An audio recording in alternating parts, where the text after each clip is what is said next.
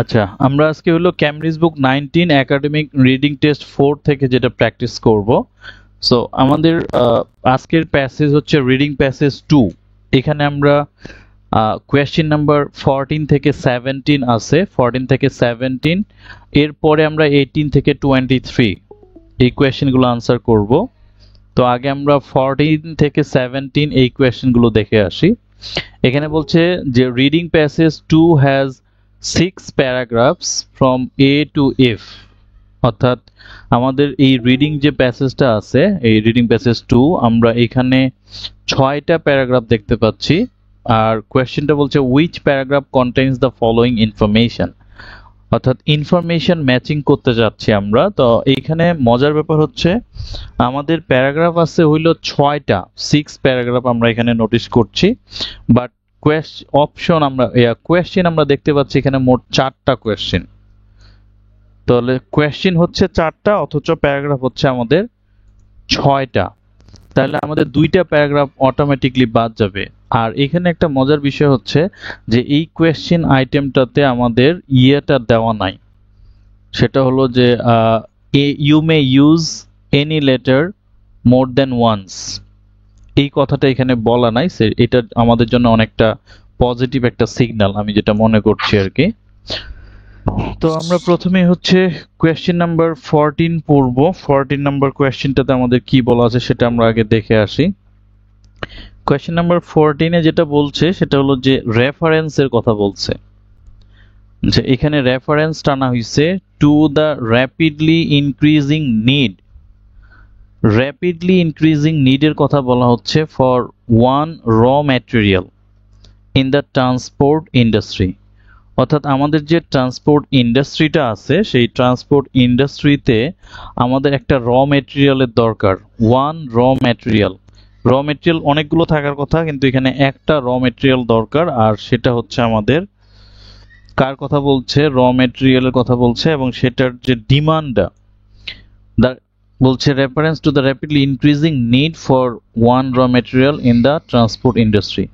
তাহলে এখানে rapidly increasing এই কথাটা আমাদের কনসিডারেশনে নিতে হবে। আমরা এই 3টা কিওয়ার্ডকে নিলাম।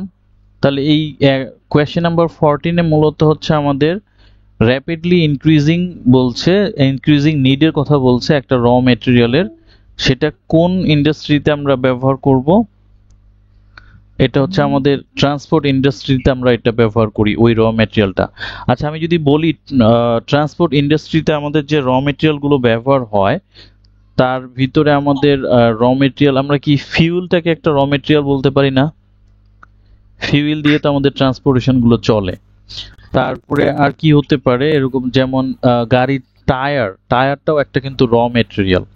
তো এখানে এরকম কিছু হ্যাঁ হ্যাঁ ইঞ্জিন, হ্যাঁ ইঞ্জিন হতে পারে, এটা একটা কথা বলছে। সো এই বিষয়গুলো আমাদেরকে কিন্তু কনসিডারেশন নিতে হবে। পাশাপাশি র্যাপিডলি ইনক্রিজিং বলছে, এখানে দেখেন র্যাপিডলি ইনক্রিজিং নিড মানে ডিমান্ডটা আসলে খুব দ্রুত বেড়ে যাচ্ছে র্যাপিডলি। তাইলে আমরা যেটা ইনক্রিজিং এর সিমিলার ওয়ার্ড আমরা কি পাইতে পারি, ইনক্রিজিং এর সিমিলার ওয়ার্ড যেমন ইনক্রিজিং দ্য ডিমান্ড, এখানে নিডের কথা বলছে ওখানে ডিমান্ডের কথা বলছে। সো এই জিনিসগুলোর সিনোনিম বা এই জিনিসগুলোর প্যারাফ্রেজিং আমাদের কনসিডার করতে হবে। তাহলে যেটা হবে যে আমরা প্যাসেজে গিয়ে বা প্যারাগ্রাফে গিয়ে এই লোকেশনগুলো বা এই আনসারগুলো মানে ইনফরমেশনগুলো ম্যাচ করা আমাদের জন্য অনেক ইজি হবে। আমরা এখন কোয়েশ্চেন নাম্বার 15টাও পড়ে ফেলি। কোয়েশ্চেন নাম্বার 15 এ আমাদের কি বলা আছে, এখানে বলছে এ রাফ এস্টিমেট, একটা রাফ এস্টিমেটের কথা বলছে of the area of the earth covered by oceans। বলছে এখানে একটা রাফ এস্টিমেট করা আছে যে আমাদের যে এরিয়া আছে আর্থের যে এরিয়াটা, টোটাল পৃথিবীতে যে এরিয়াটুকু আছে সেটার একটা রাফ এস্টিমেট বলা আছে, এটা কাভার্ড করে বাই অশানস, অর্থাৎ সমুদ্র দিয়ে এটা কাভার করা বা ভরা। সো আমাদের পৃথিবীর কত অংশ সমুদ্র দিয়ে ভরা, এটা আমরা কিন্তু নর্মালি একটা জেনারেল নলেজের মাধ্যমে আমরা জানতে পারি যে 2/3 হলো আমাদের পৃথিবীর পানি আর 1 অংশ হচ্ছে স্থল অর্থাৎ ল্যান্ড বা ভূমি। সো এখানে একটা রাফ এস্টিমেটের কথা বলছে। আচ্ছা, যেহেতু রাফ এস্টিমেটের কথা বলছে আমরা কি এখানে এটা এরকম হইতে পারে না যে a rough estimate of the area of the earth covered by the oceans? So rough estimate বলতে এরকম হইতে পারে না যে 3000 স্কয়ার কিলোমিটারস 3000 স্কয়ার কিলোমিটারস এটা একটা রাফ এস্টিমেট, অথবা হচ্ছে 10,000 স্কয়ার কিলোমিটারস, মানে এরকম একটা সংখ্যা এখানে দিবে, সেটাকে রাফ এস্টিমেট বলা হচ্ছে। আর এখানে আর্থের মধ্যে যে জায়গাটুকু আছে কাভার্ড বাই ওশানস, সো এখানে ওশানসকে আমরা ওশানস এর সিনোনিম ওয়ার্ডস আমরা খুঁজে পেতে পারি, হয়তো সি থাকতে পারে অথবা এখানে কোন একটা ওশানের নাম দেওয়া থাকতে পারে। এটা হচ্ছে আমাদের কোয়েশ্চেন নাম্বার 15 এর ক্ষেত্রে। আমরা কোয়েশ্চেন নাম্বার 16 যদি পড়তে চাই তাহলে এখানে আমরা কি পাচ্ছি, বলছে how a particular under water habitat, বলছে যে কিভাবে একটা পার্টিকুলার আন্ডার ওয়াটার হ্যাবিটেট মানে হচ্ছে যেই হ্যাবিটেটটা পানির নিচে under water habitat where minerals and organisms coexist is formed, বলছে যে how a particular underwater habitat is formed, অর্থাৎ কিভাবে একটা পার্টিকুলার আন্ডারওয়াটার ফর্মড হয় বা এটা কিভাবে গঠিত হয় যেখানে where minerals and organism coexist, অর্থাৎ মিনারেলস এবং অর্গানিজম গুলো একত্রিতভাবে বসবাস করে বা একসাথে থাকে। সো এটা আমরা দেখব। তাহলে আন্ডার ওয়াটার হ্যাবিটেট বলতে আমরা যেটা বুঝবো সেটা হলো যে আন্ডার সি অথবা on the surface of the sea level অথবা সি সারফেস বা এরকম কিছু একটা থাকবে, অর্থাৎ সমুদ্রের নিচে এরকম একটা কিছু লেখা থাকবে, আন্ডার ওয়াটার হ্যাবিটেট এরকম একটা হতে পারে। আর মিনারেলস এবং অর্গানিজমের এটার মানে সিমিলার ওয়ার্ডস বা সিনোনিম হয়তো তারা নাও দিতে পারে, বাট এখানে ফর্মড আছে, ওখানে হয়তো ক্রিয়েট কথাটা থাকতে পারে, ফর্মের জায়গায় ক্রিয়েট অথবা স্ট্রাকচারড এই কথাগুলো এখানে আসতে পারে। আমরা কোয়েশ্চেন নাম্বার 17 যদি পড়ি, এখানে আমাদের যেটা বলা আছে, এখানে বলছে যে একটা রেফারেন্স দেওয়া আছে, reference to the fact that the countries of the world, এখানে বলা হচ্ছে যে বিশ্বের যে দেশগুলো আছে yet to agree on rules for the exploration of the seabed, মানে তারা এখনো কিন্তু এগ্রি না, yet to agree মানে এখনো তারা এগ্রি না, তাদেরকে এগ্রি হতে হবে কি বিষয়ে, অন রুলস যে নিয়ম কানুনগুলো আছে সেগুলোর উপরে, for the exploration of the seabed, অর্থাৎ সিবেডের উপরে তারা যদি এক্সপ্লোর করতে চায়, কোনো কিছু খোঁজার জন্য যেতে চায়, সেটার জন্য এখন যে এখানে যে কান্ট্রিগুলো আছে, ওয়ার্ল্ডের যতগুলো কান্ট্রি আছে সবগুলো কিন্তু আসলে একমত না, এক্সপ্লোরেশনের ব্যাপারে তারা কিন্তু আসলে দ্বিমত পোষণ করছে। তার মানে এখানে বলা হচ্ছে ইয়েট টু এগ্রি মানে তারা এখনো একমত না, বাট তাদেরকে একমত হতে হবে যদি তারা এক্সপ্লোরেশন কাজগুলো চালাইতে চায়। সো তাহলে আমরা এইখানে এখন যেটা করলাম, আমরা 4টা কোয়েশ্চেন খুব সুন্দর করে পড়লাম এবং কোয়েশ্চেনের মিনিংটা বোঝার চেষ্টা করলাম, এর সাথে আমরা কিওয়ার্ডস গুলোকে হাইলাইট করে নিলাম। এর কারণ হচ্ছে আমি যখন প্যারাগ্রাফগুলো পড়বো একটা একটা করে, তখন আমি যেন খুব সহজেই কোয়েশ্চেনগুলোর সাথে ম্যাচ করে দেখতে পারি যে কোন কোয়েশ্চেনটা কোন প্যারাগ্রাফে আছে। সো এখানে আমরা তাহলে একটা ওভারভিউ যদি বলি, এখানে র্যাপিডলি ইনক্রিজিং এর বিষয়ে কথা বলছে, একটা র ম্যাটেরিয়াল নিয়ে যেটা ট্রান্সপোর্ট ইন্ডাস্ট্রিতে ব্যবহৃত হয়। আর 15 নম্বরে বলছে যে একটা রাফ এস্টিমেটের কথা বলছে, যেটা হচ্ছে যে পৃথিবীর উপরের যে এরিয়াটা আছে, পৃথিবীর যে এরিয়াটা তার একটা রাফ এস্টিমেট বলা আছে, সেটা হলো কাভার্ড করছে বাই দ্য অশানস, অর্থাৎ সমুদ্র দিয়ে কাভার করছে। আরেকটা এখানে যেটা বলা আছে সেটা হলো যে একটা পার্টিকুলার আন্ডার ওয়াটার হ্যাবিটেট কিভাবে গঠিত হয়েছে বা গঠিত হয়, যেখানে মিনারেলস এবং অর্গানিজমস গুলো একসাথে অবস্থান করছে। আর সর্বশেষ কোয়েশ্চেনটাতে এখানে বিভিন্ন কান্ট্রির কথা বলছে যারা এখনো একমত না সিবেডকে এক্সপ্লোরেশনের জন্য। সো এখানে যেহেতু বিভিন্ন কান্ট্রিজ কথা, এখানে কান্ট্রিজ ওয়ার্ডটা আমাদের দেওয়া আছে, আমরা অবশ্যই প্যাসেজে গিয়ে কান্ট্রিজ ওয়ার্ডটা নাও পেতে পারি, আমরা নেশনস পেতে পারি, কান্ট্রির একটা সিমিলার ওয়ার্ডস আমরা হয়তো নেশনস কথাটা পেতে পারি, আরেকটা ওয়ার্ডস পেতে পারি, আমরা কিছু কান্ট্রির নেম পেতে পারি, যেমন অস্ট্রেলিয়া, তারপর হচ্ছে জাপান, মালয়েশিয়া, শ্রীলঙ্কা, এগুলো হচ্ছে পোল্যান্ড, এগুলো হচ্ছে আমাদের কান্ট্রি নেম। সো এরকম কয়েকটা কান্ট্রির নেম থাকতে পারে, সো এটাকেও কিন্তু বলা হয় কান্ট্রিজ। সো এই সিনোনিম এবং প্যারাফ্রেজিং এর মূলত এটা হলো খেলা। আমরা এখন আনসার গুলো করা শুরু করব। সো আমাদের মোটামুটি এক্সপ্লেনেশন শেষ, এখন আমরা যাব হলো আমাদের মূল সেশনে, যে আমাদের কোন প্যারাগ্রাফে আনসারটা আসলে মূলত আছে।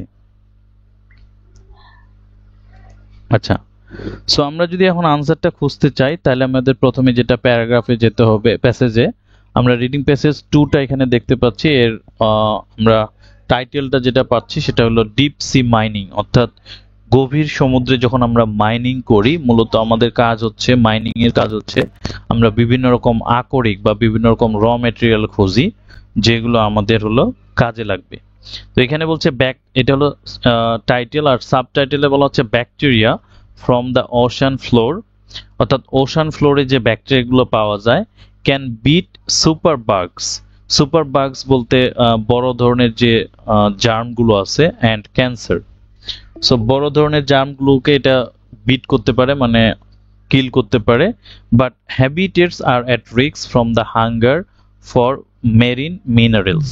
বলছে হ্যাবিটেটস, হ্যাবিটেটস মানে হচ্ছে আবাস স্থলগুলো বা বসবাসের জায়গাগুলো, তারা চরম রিস্কের মধ্যে আছে, ফ্রম দ্য হাঙ্গার ক্ষুধার্তদের কাছ থেকে, মেরিন মিনারেলস অর্থাৎ মেরিন মিনারেলসদের কারণে।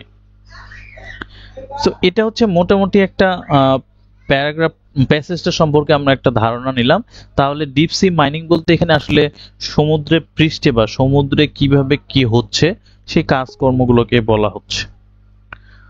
সো আমরা যেটা করব, আমরা প্রথমে প্যারাগ্রাফ এ পড়ব। আমরা দেখতে পাচ্ছি প্যারাগ্রাফ এ অনেক লম্বা একটা প্যারাগ্রাফ, বাট কিছু করার নাই, আমাদের যদি আনসার করতে হয় আমাদেরকে প্যারাগ্রাফ এটা পুরোপুরি পড়ে বুঝতে হবে যে আসলে এইখানে যে জিনিসগুলো ডিসকাশন করা আছে সেগুলো আসলে প্যারাগ্রাফ এতে আছে কি নাই। আমার মনে হয় প্যারাগ্রাফ এ আরো একটু শেষের দিকে আরেকটু বাকি আছে।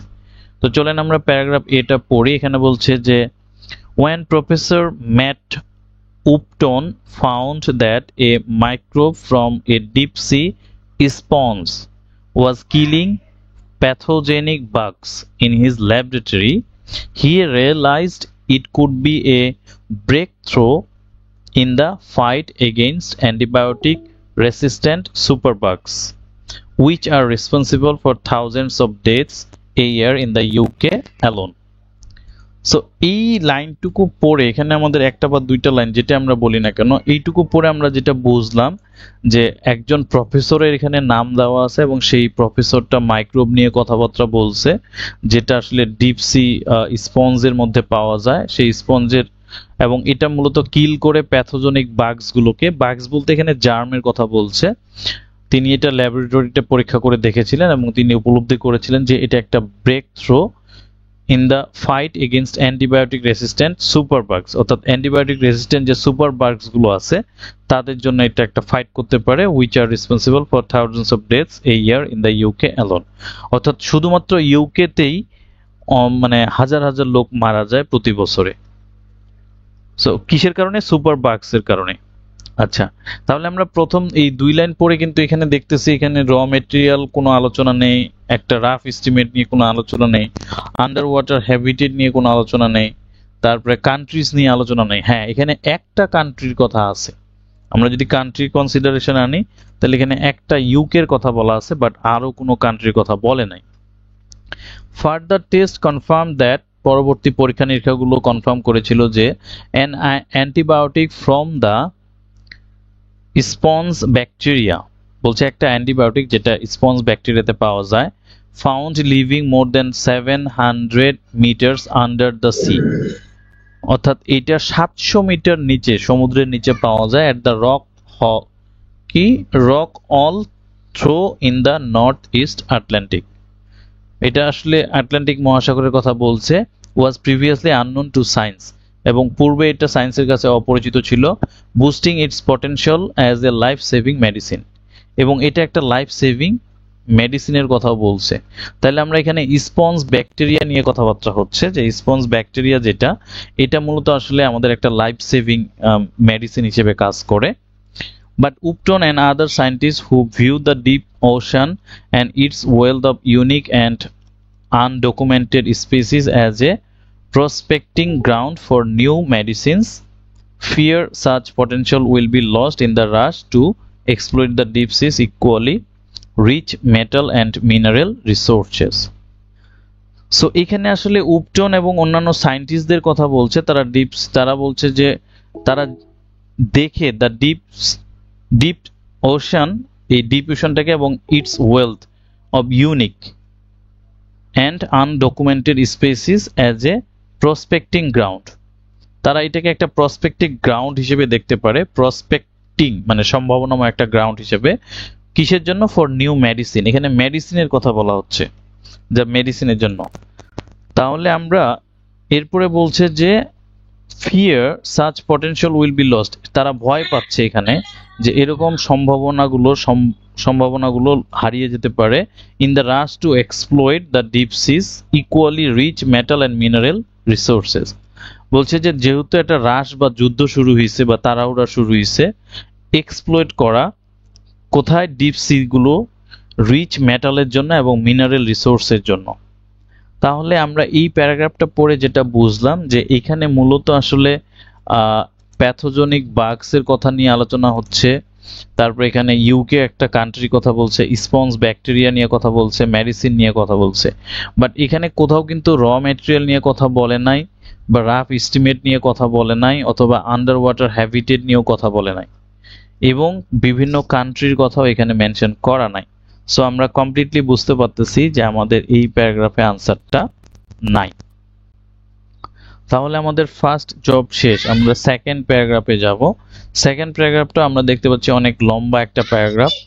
আমরা দেখব যে আসলে এই প্যারাগ্রাফে কতটুকু আমরা এই ওয়ার্ডস গুলো বা কিওয়ার্ডস গুলো আমরা ম্যাচিং করাইতে পারতেছি।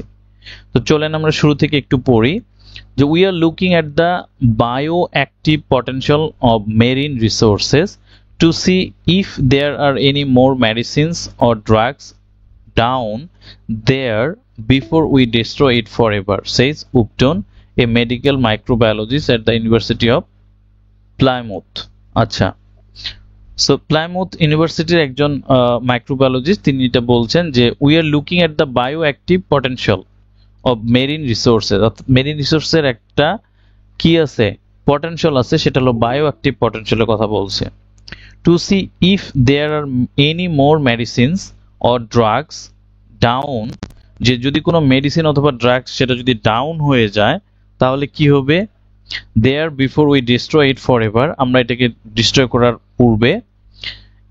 আচ্ছা, he is among many scientists urging a halt to deep sea mining, অর্থাৎ বলছে যে he is among many scientist, অনেকগুলো সায়েন্টিস্টদের ভিতরে তিনি একজন যিনি কি করছে? আর্জিং করছে, যে উনি খুব দাবি জানাচ্ছে এ হল্ট মানে হচ্ছে একটা অনুরোধ করতেছে, বন্ধ করো, স্টপ করো, তোমরা এটা আর করিও না। টু ডিপ সি মাইনিং, অর্থাৎ ডিপ সি মাইনিং কাজগুলো করিও না। Asking for time to way up the pros and cons, এবং তিনি আস্কিং ফর মানে হচ্ছে হেল্প চাওয়া, টাইম চাওয়া, এখানে টাইম চাচ্ছে, টু ওয়ে পরিমাপ করার জন্য, দ্য প্রোজ অ্যান্ড কনস, এটার যে সুযোগ সুবিধাগুলো, প্রোজ অ্যান্ড কনস মানে হচ্ছে খুঁটিনাটি বিষয়গুলো, এগুলা পরিমাপ করার জন্য। আচ্ছা, তাহলে আমরা এখানে দেখেন একজন মাইক্রোবায়োলজিস্ট তিনি বলছেন, কিন্তু এখানে উনি মূলত মেডিসিন নিয়ে ডিসকাস করছেন, এখানে কিন্তু কোনো ম্যাটেরিয়াল, র ম্যাটেরিয়াল নিয়ে ডিসকাশন হচ্ছে না।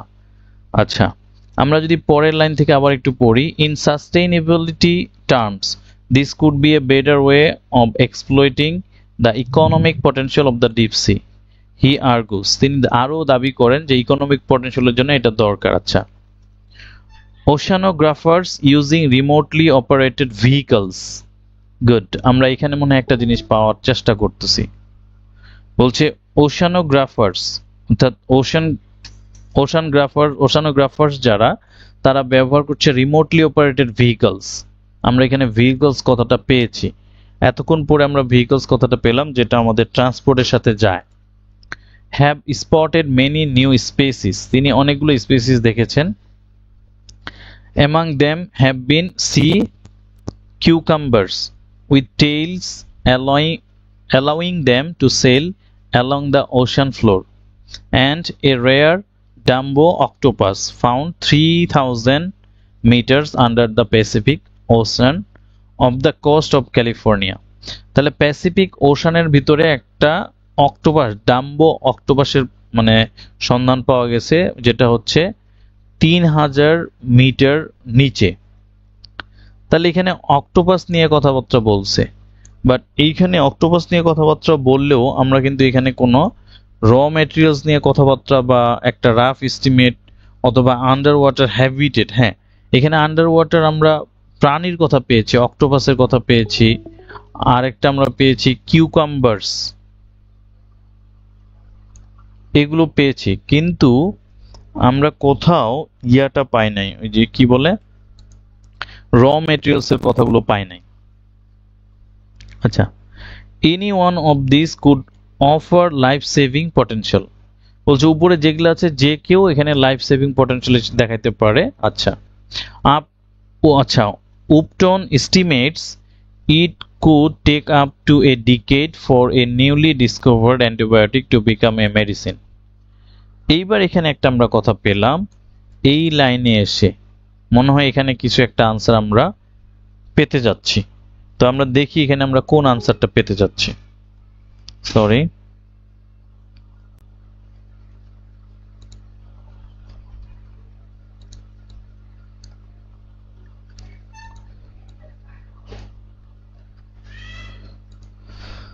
আচ্ছা উপটন এস্টিমেটস, তিনি এস্টিমেটস করেন যে ইট কুড টেক আপ, আচ্ছা এটা নিতে পারে, ইট কুড টেক আপ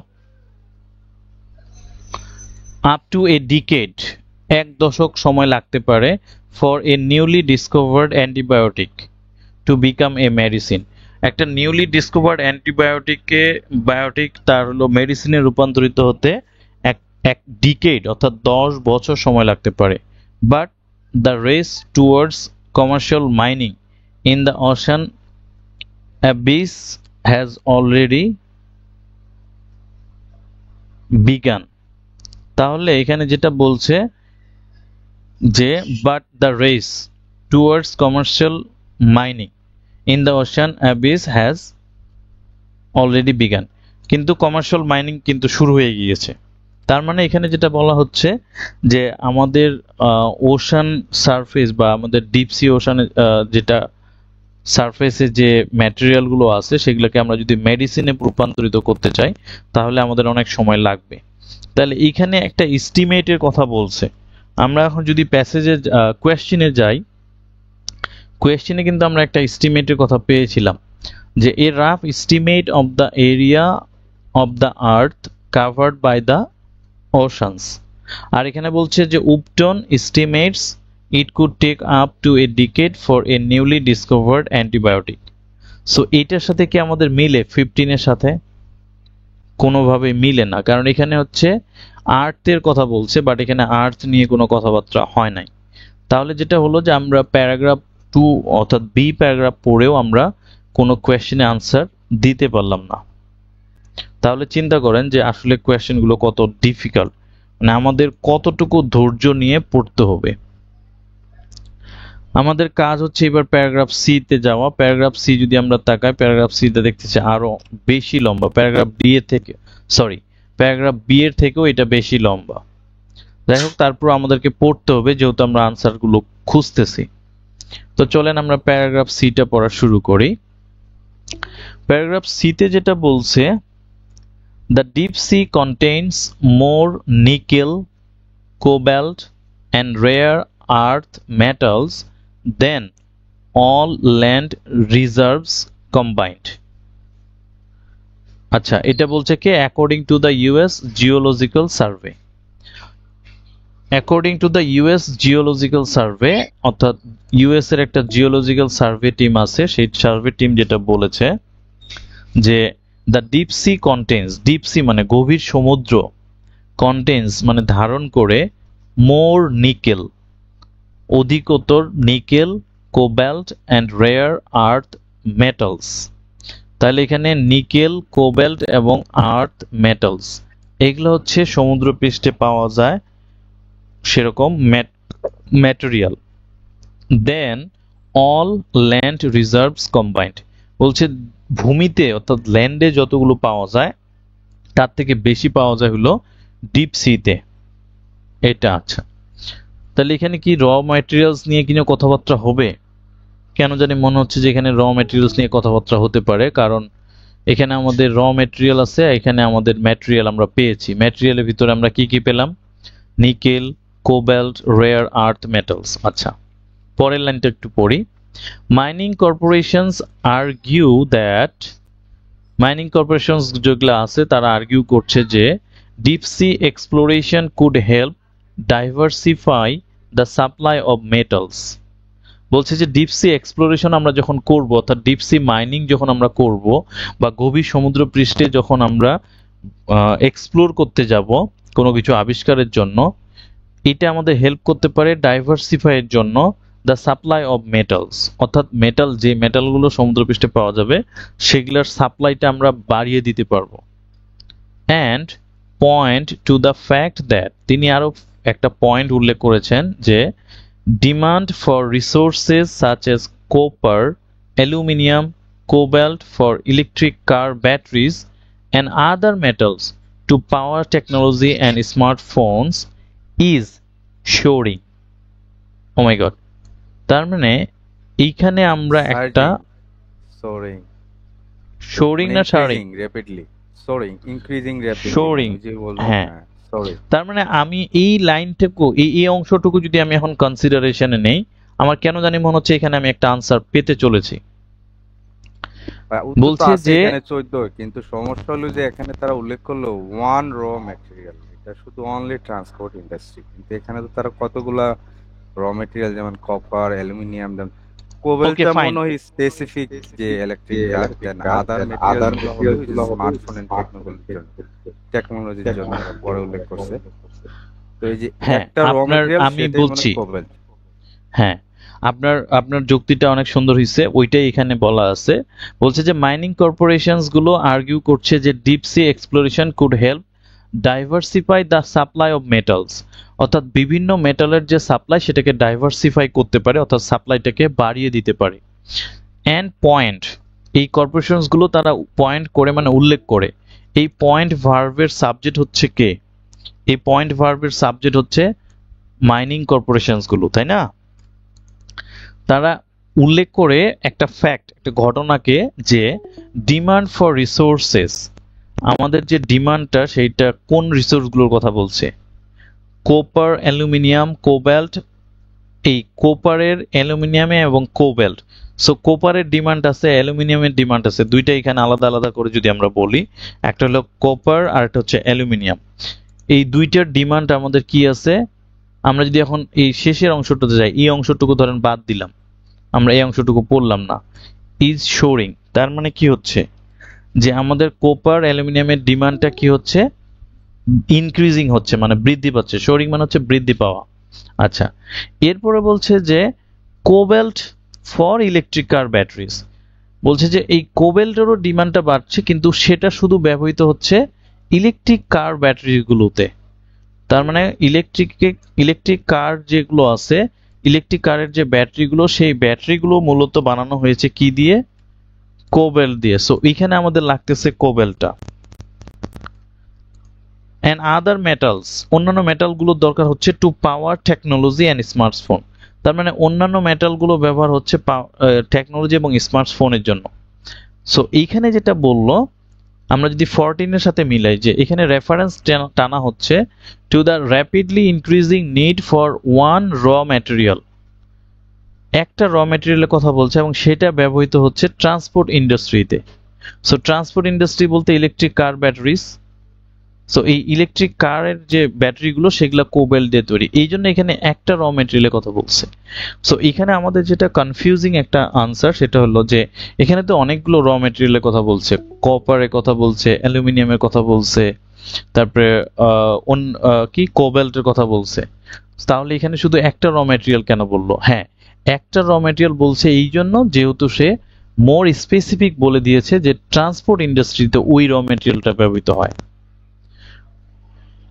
এখানে যদি বলতো যে reference to the rapidly increasing need for different raw materials or many raw materials that is used in different industries, তাহলে সেক্ষেত্রে আমাদের এটাই আনসার হতো। বাট যেহেতু এখানে একটা র মেটেরিয়াল বলে দিচ্ছে এবং সেক্ষেত্রে কোবাল্টটা হচ্ছে শুধুমাত্র ইলেকট্রিক কার ব্যাটারিজের জন্য এখানে ব্যবহৃত হওয়ার কথা বলছে, যার কারণে আমাদের কোয়েশ্চেন নাম্বার 14 এর জন্য এই সিটাই হচ্ছে এক্সাক্ট লোকেশন। যে ভাই এখানে ভার্বটা ব্যবহার করছে সোর, এই সোর, সোর হ্যাঁ, ভার্বটা কিন্তু অ্যাডজেক্টিভ নেয় না, এটা নিজেই খুব মানে র্যাপিডলি ইনক্রিজ করতেছে, ওই র্যাপিডলি ইনক্রিজ করছে। সোর হ্যাঁ, ব্যবহার করতে পারি, সার্জ আছে, লিপ সার্জ আছে, আছে, হ্যাঁ, স্কাই রকেট আছে, এই হ্যাঁ, ভার্বগুলো কিন্তু নেয় না সাধারণত। রাইট। যেমন র্যাপিডলি ইনক্রিজিং এর এখানে বলছে, সে কিন্তু একটা দিয়ে এখানে সেরে দিছে সোরিং। ওকে, সো তাহলে আমাদের কোয়েশ্চেন নাম্বার 14 আমরা এতক্ষণ পরে আনসারটা পেলাম। আমাদের নেক্সট কাজ হচ্ছে পরের প্যারাগ্রাফটা পড়া। পরের প্যারাগ্রাফটা আরো লম্বা দেখতেছি, এটাও লম্বা প্যারাগ্রাফ, ছোট করার সুযোগ নাই। ইফ মনে হয় আছে, এটাও বড় আছে। ইএফ এর পরের প্যারাগ্রাফগুলো প্রত্যেকটাই বড় বড় প্যারাগ্রাফ। আচ্ছা, তারপর আমরা দেখব যে আসলে কোনটাতে আমাদের আনসারটা আছে। তাহলে আমরা ডি পড়ি। ডিতে যেটা বলছে সেটা হলো যে but environmental and legal groups have urged caution। তারা এনভায়রনমেন্টাল এবং লিগ্যাল গ্রুপস আছে, দুইটা গ্রুপস এখানে দেখেন। একটা হলো এনভায়রনমেন্ট নিয়ে কথাবার্তা বলতেছে, তারা হচ্ছে এনভায়রনমেন্টাল গ্রুপস, তাই না? আর একটা গ্রুপ হচ্ছে লিগ্যাল গ্রুপস, যারা ল এবং মানে আইন কানুন নিয়ে কথাবার্তা বলছে। একটা হচ্ছে পরিবেশবিদ, একটা হলো আইন কানুনবিদ। আমাদের যদি বুঝতে অসুবিধা হয় তাহলে সেক্ষেত্রে আমাদের যেমন পরিবেশবিদ বেলার যে বর্তমান নির্বাহী পরিচালক, এখন আমাদের উপদেষ্টা। আর আইন নিয়ে কথাবার্তা বললে আমাদের আইনমন্ত্রী আনিসুল হক, যিনি ছিলেন সাবেক। সো এরা কি করছে? আর্জড করছে, একটা কশনের কথা মানে সতর্ক করছে। আর্গুইং করে কিভাবে? There are potentially massive and unknown ramifications for the environment. বলছে যে সম্ভাবনামূলক মেসিভ বৃহৎ আকারের আননোন কিছু রেমিফিকেশনস আছে ফর দ্য এনভায়রনমেন্ট, যেগুলো হলো এনভায়রনমেন্টের জন্য, and for nearby communities, এবং আমাদের যে নিকটস্থ যে কমিউনিটিগুলো আছে তাদের জন্য। And that the global regulatory framework is not yet drafted. বলছে যে গ্লোবাল যে রেগুলেটরি ফ্রেমওয়ার্কগুলো আছে তারা এখনো এগুলো সম্পর্কে কোনো ড্রাফট করতে পারে নাই বা কোনো খসড়া করতে পারে নাই। আমার কাছে মনে হচ্ছে যে আমি এইটুকু পড়েই একটা কোয়েশ্চেনের আনসার পেয়ে গেছি। কিরকম? এখানে বলছে যে তারা এনভায়রনমেন্টাল এবং লিগ্যাল গ্রুপস তারা আর্জ করছে, কাশনের কথা বলছে এবং আর্গুইং করছে যে there are potentially massive and unknown ramifications for the environment and for nearby communities, and that the global regulatory framework is not yet drafted। অর্থাৎ গ্লোবাল রেগুলেটরি ফ্রেমওয়ার্ক এখনো বানানো হয় নাই, এটা এখনো বানানোর কাজ বাকি আছে। তার মানে আমরা যেটা যদি এখন বলি, আমরা যদি কোয়েশ্চেন নাম্বার 17 এ যাই, বলছে যে reference to the fact that the countries of the world have yet to agree on rules for the exploration of the seabed। আচ্ছা, এটার সাথে কি এটা যাচ্ছে? yet to agree, এখানে yet to agree আর এখানে yet is not yet drafted, এইটুকু অংশ যদি আমি ম্যাচ করি তাহলে কিন্তু আমরা আনসারটা পেয়ে যাচ্ছি। কোয়েশ্চেন নাম্বার 7 এর এইটুকু অংশ ম্যাচ করছে, কিন্তু কান্ট্রিজ কথাটা আমি কিভাবে মিলাবো? কান্ট্রিজ কথাটা তো আমার মিলছে না। আবার এক্সপ্লোরেশন অফ সিবেড, এখানে এক্সপ্লোরেশনের কথাটা এখনো আসে নাই। আমরা এবার তাহলে নিচের দিকে যাই। বলছে despite arising in the last half century, the new global gold rush of deep sea mining shares many features with past resource scrambles, including a general disregard for environmental and social impacts and the marginalization of indigenous peoples and their rights. A paper written by Julia Hunter and Julian Organ from Blue Ocean Law and Pradeep Singh from the Center for Marine Environmental Sciences, Bremen, Argus. তাহলে এইখান থেকে আমরা যেটা দেখতে পাচ্ছি বিভিন্ন পার্সনের কথা এখানে বলছে। আচ্ছা, এখানে তাহলে আমরা কি কি দেখতে পেলাম যে এই যে লোকজনগুলোর কথা বলছে এরা হচ্ছে indigenous peoples and their rights. So এটা লিখছে কে? Julia Hunter and Julian Aguon from Blue Ocean Law. তো লাস্ট লাইনে আছে, একবার লাস্ট লাইনে। আচ্ছা, কিন্তু কান্ট্রির নামটা তো এখনো পাই নাই। আচ্ছা, লাস্ট লাইনে যদি হয় আমরা লাস্ট লাইন পড়ি। আচ্ছা, এরা হলো scientist. The author says that knowledge of the deep C bed remains extremely limited. আচ্ছা, এই লেখকরা বলছে যে knowledge of the deep C বেডের সম্পর্কে যে তাদের জ্ঞান সেটা রিমেন্স এক্সট্রিমলি লিমিটেড, মানে সীমাবদ্ধ এটা। The surface of the moon, Mars and even Venus have all been mapped. আচ্ছা, সবগুলো মাপা হয়েছে and studied in much greater detail. Leading marine scientist to commonly remark that with respect to the deep sea we don't yet know what we need to know. তার মানে বলছে যে we don't yet know what we need to know। এই last লাইনে বলছে যে আমরা এখনো জানি না যে আমাদের আসলে কোনটা জানা দরকার, তাই না? তার মানে yet to agree on rules for the exploration of the seabed, মানে এখানে এগ্রি আর এখানে ডিসএগ্রির কথা বলছে। আমি আসলে দুইটা জায়গায় কনসিডার করছি। একটা হলো লাইনটা বলছে the author says that knowledge of deep sea seabed remains extremely limited, মানে আমাদের যে নলেজটা আছে এই সিবেড নিয়ে এটা এখনো মানে আমাদের নলেজ নাই বলতেই চলে, মানে আমাদের কোনো নলেজই নাই সিবেড নিয়ে। তারপরে যারা যেটা বলছে আমরা এই সারফেস, মুনের সারফেস এবং ভেনাসের এই সারফেস গুলো নিয়ে ম্যাপ টেপ করা শেষ আমাদের, তারপরেও আমরা এই যে সিবেডের এইগুলো নিয়ে যে leading marine scientist to commonly remark that with respect to the deep sea, that means they are talking about the seabed of deep sea. They're talking about seabed as they mentioned in the previous line. The author say that the knowledge of deep sea bed remains extremely limited. And then they last line they said leading marine scientists. So আমরা যদি সায়েন্টিস্টের কথা বলি, marine scientist গুলো তো আর শুধুমাত্র একটা দেশের না, তারা তো বিভিন্ন দেশ থেকে আসছে। তো এই কারণে সায়েন্টিস্টের সিনোনিম হিসেবে যে কান্ট্রিজ কথাটা বলছে যে সায়েন্টিস্ট কমনলি রিমার্ক দ্যাট যে আসলে আমরা আমাদের কি জানা দরকার সেটাই আমরা জানি না। এক্স্যাক্টলি, হ্যাঁ, এখানে এটা আসছে। তারপরে এটার সাথে আমি আরো একটু অ্যাড করে বলি, যেমন নিয়ার বাই কমিউনিটিস। এই যে নিয়ার বাই কমিউনিটিস বলতেও কিন্তু এইখানে আসলে একটা কমিউনিটির কথা বলছে না, অনেকগুলো কমিউনিটির কথা বলছে। সো এই কমিউনিটিগুলো কিন্তু এক জায়গা থেকে আসছে না, বিভিন্ন জায়গা থেকে আসছে। তার মানে আমরা যদি মোটামুটি এখানে কনসিডারেশনে এখন যাই যে আমাদের এখনো অনেক পথ পাড়ি দিতে হবে, আমরা এখনো একমত না এই সিবেড এক্সপ্লোরেশন সম্পর্কে। এই কথাগুলো মূলত এই প্যারাগ্রাফে বলা আছে। আর এখানে যেটা হচ্ছে যে আমরা যে হুবহু সবগুলো কথা মিল পাবো, প্রত্যেকটা কিওয়ার্ডসে আমরা মিল খুঁজে পাবো, এটাও কিন্তু না। বাট আমাদের মিনিংটার উপরে ডিপেন্ড করে অনেক আনসারটা করতে হবে, যার কারণে আমাদের কোয়েশ্চেন নাম্বার 17 এর ফাইনাল আনসার হচ্ছে ডি। আমরা এবার চলে যাব প্যারাগ্রাফ ই তে। আমাদের দুইটা কোয়েশ্চেনে আনসার হয়েছে, বাট দুইটা আনসার বাকি, কোয়েশ্চেন বাকি আছে।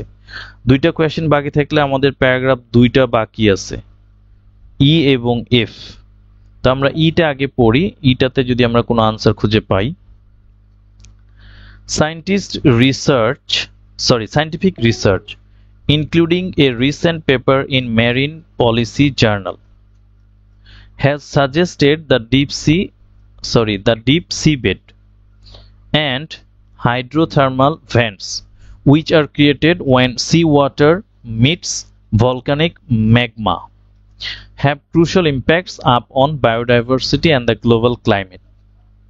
So এখানে আমরা ক্লাইমেট নিয়ে কথাবার্তা বলতেছি, এটা একটা বুঝলাম। আর একটা এখানে বলছে যে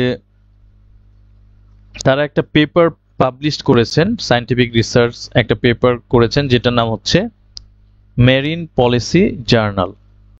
আচ্ছা, তো এখানে আমরা যেটা বুঝতে পারলাম যে আমাদের এখানে আসলে ক্লাইমেট নিয়ে কথাবার্তা হচ্ছে। The mineral rich vents and their surrounds are also home to many well-known animals including crustaceans, আচ্ছা, tube worms, clams, slugs, anemones and fish। আচ্ছা, এখানে আমরা একটা কথা মনে হয় খুঁজে পাচ্ছি। আচ্ছা, আমরা একটু আসতেছি, তৃতীয় লাইনে বলছে ভাই। আচ্ছা আচ্ছা, আমরা একটু পড়ি। মানে যেটাকে তৈরি করা হয়েছে কখন, when seawater meets volcanic magma have crucial impact upon biodiversity and the global climate, means কিভাবে তৈরি করা হয়েছে এটা এখানে ডেসক্রাইব করতেছে। এই যে ভেন্টটা, পরে ভেন্টটা কি এই যে পরে উল্লেখ করছে বিভিন্ন প্রাণীর এবং বাসস্থান।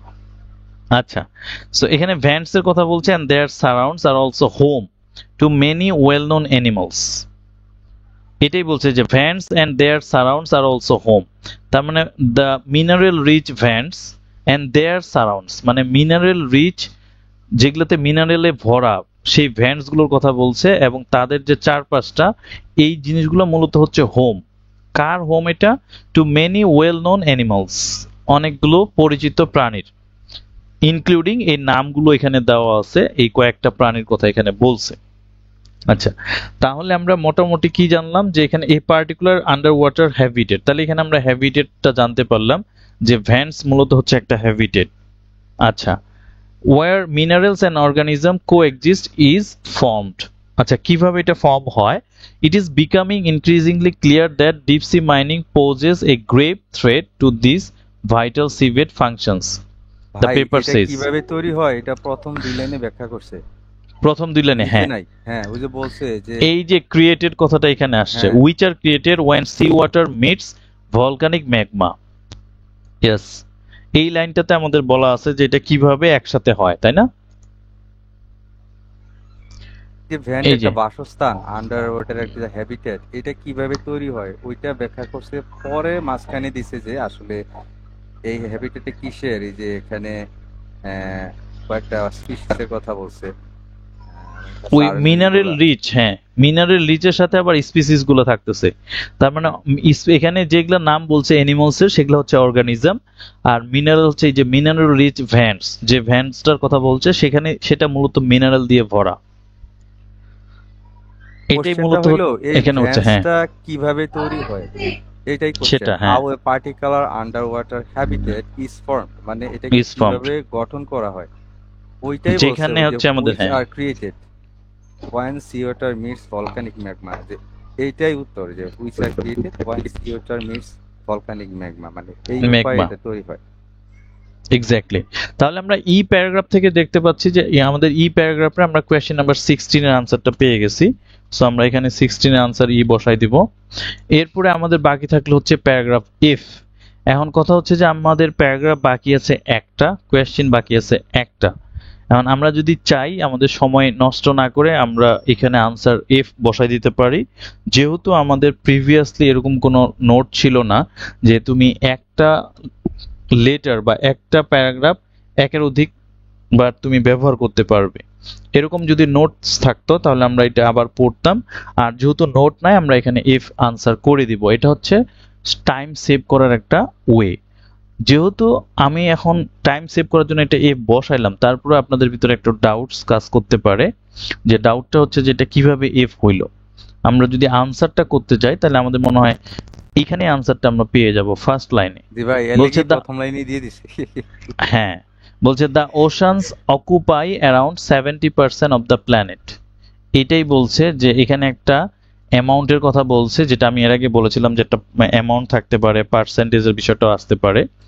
যে ওশানস কি করে অকুপাই করে মানে কাভার করা অ্যারাউন্ড 70%, প্রায় 70% অফ দ্য প্ল্যানেট মানে এখানে আর্থের কথা বলছে। A rough estimate of the area of the earth covered by the oceans. এইটুকু অংশের ভিতরে আনসারটা দেওয়া আছে, যে এইখানে মূলত একটা মানে পার্সেন্টেজ নিয়ে আলোচনা করছে যে আমাদের টোটাল পৃথিবীর কত অংশ ওশান দিয়ে কাভার করা, সেটা হচ্ছে 70%, যেটা আমি শুরুতেই বলছিলাম একটা জেনারেল নলেজের মাধ্যমে, যে আমাদের টোটাল পৃথিবীর 2/3 হলো পানি অর্থাৎ ওশানস, আর 1 অংশ হচ্ছে স্থলবন্দর বা ভূমি। ওকে, তাহলে আমরা এখানে কোয়েশ্চেন নাম্বার F15 এর জন্য পেয়ে গেলাম। আমি আর বাকি কোয়েশ্চেনগুলো মানে বাকি প্যারাগ্রাফটা পড়লাম না,